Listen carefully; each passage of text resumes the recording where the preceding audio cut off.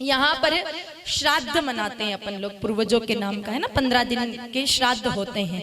आजकल के पढ़े लिखे बच्चे बड़ा तर्क वितर्क करते हैं कि श्राद्ध करने से क्या हो जाता है, यहाँ खीर बनाओ वहाँ पूर्वजों को कैसे मिलेगी। ये तो सिर्फ मेरे भाई बहनों विश्वास का सारा मामला है।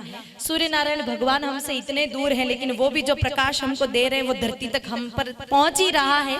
तो जब सूर्य नारायण भगवान का प्रकाश इतनी दूर आ सकता है तो हमारी खीर वहां तक क्यों नहीं जा सकती है। और ठीक है, अगर आप नहीं भी मानो खीर पहुंचे नहीं पहुंचे ये बात की बात है, लेकिन जिन पूर्वजों ने हमारे लिए इतना कुछ किया, अगर उनको 15 दिन याद कर लिया जाए श्राद्ध पक्ष के नाम पर तो क्या बुराई है। और दूसरी बात, श्राद्ध पक्ष के पीछे विज्ञान क्या छुपा है वो आप सुनना। जब श्राद्ध पक्ष जब आते हैं ना, उसके बाद देखना मौसम परिवर्तित होता है तो मच्छर बहुत बढ़ जाते हैं। श्राद्ध पक्ष के बाद धीरे धीरे मच्छर बढ़ जाते हैं और उस समय खास करके डेंगू और मलेरिया की बीमारियां बहुत होती हैं।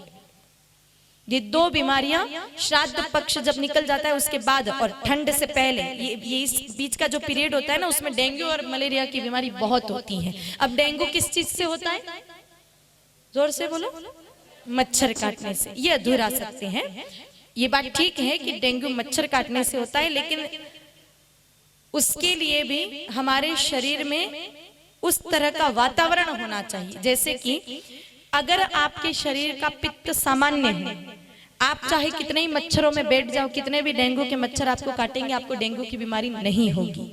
डेंगू की बीमारी उस व्यक्ति को होती है जिसका शरीर का पित्त थोड़ा सा बड़ा हुआ है।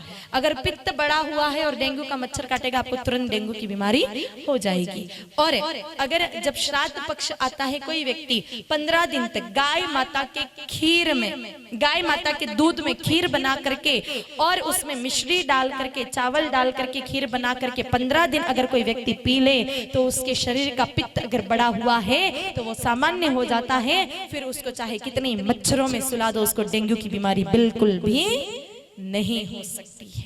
ये विज्ञान छुपा है, लेकिन कहाँ वहां तक हमने